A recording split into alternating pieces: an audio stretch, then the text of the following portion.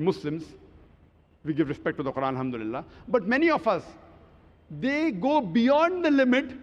They give so much respect that they forget for what purpose the Quran was revealed. We keep the Quran on the topmost shelf. Alhamdulillah. They keep it so much on top that it's difficult to reach. And the Quran catches dust.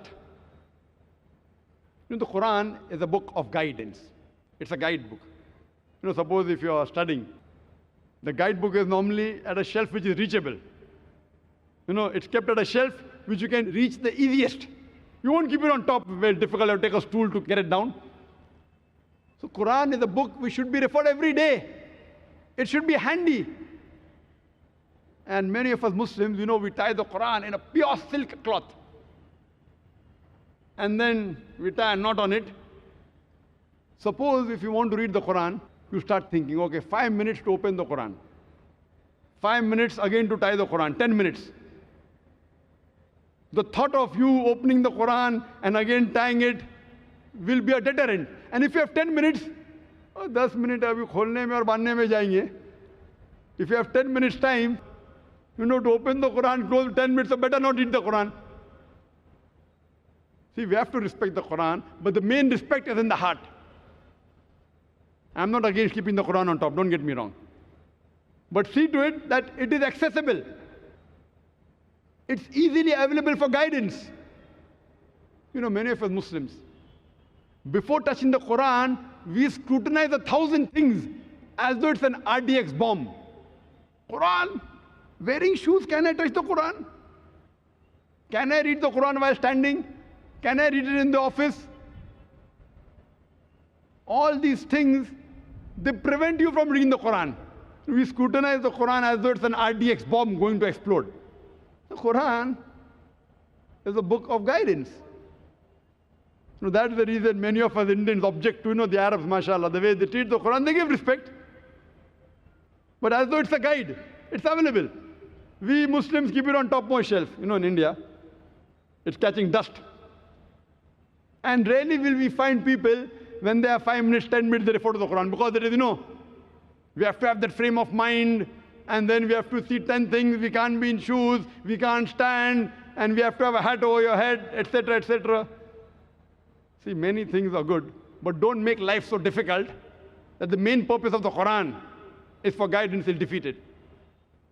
And very often, if you go to the Gulf countries, many of the Arabs, when they come for Salah a few minutes before, you find them taking the Quran and reading. In India, rarely will you find that. And suppose someone is reading in the first row, and someone takes the Quran and reads in the second row, there will be a person who will object. How can you read the Quran in the second row? The back is facing the Quran. Haram. Khalas.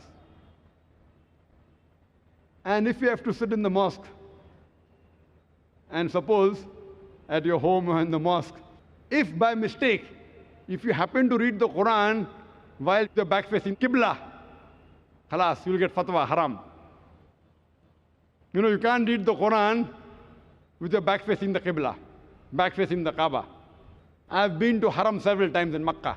Several times. They have this Talim al-Quran, they have these Hifz classes, and the students sit in rows. Many of the backs face the Quran of the other student who's carrying a Quran in the hand. And many a time the teacher is facing the Kaaba and the students' backs are facing the Kaaba. So where do they get this from? Which verse of the Quran, which hadith, I don't know.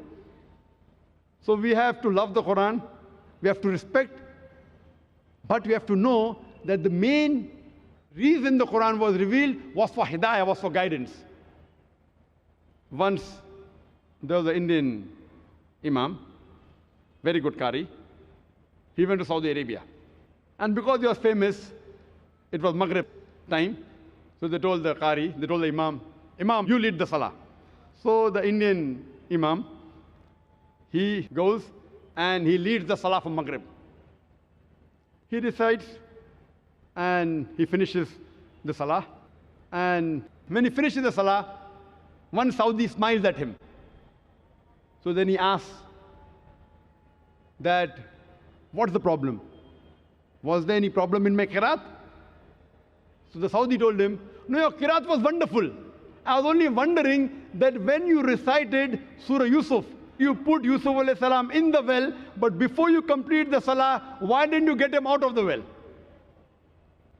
This anecdote would be understood only by those people who read the Quran with understanding. Those who don't read the Quran with understanding will not be able to understand this anecdote.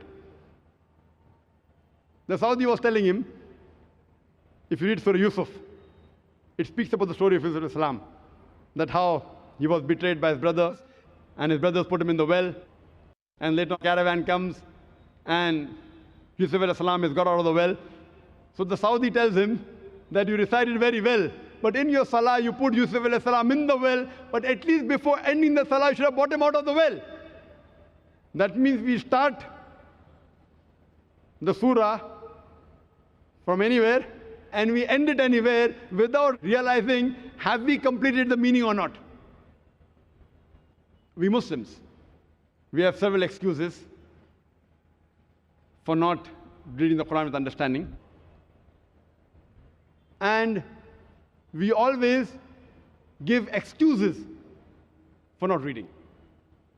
We have the time to read books, volumes, memorize them, but the glorious Quran, which is the last and final revelation of Allah subhanahu wa ta'ala, unfortunately, we don't take out time to read the message of our Creator Allah subhanahu wa ta'ala.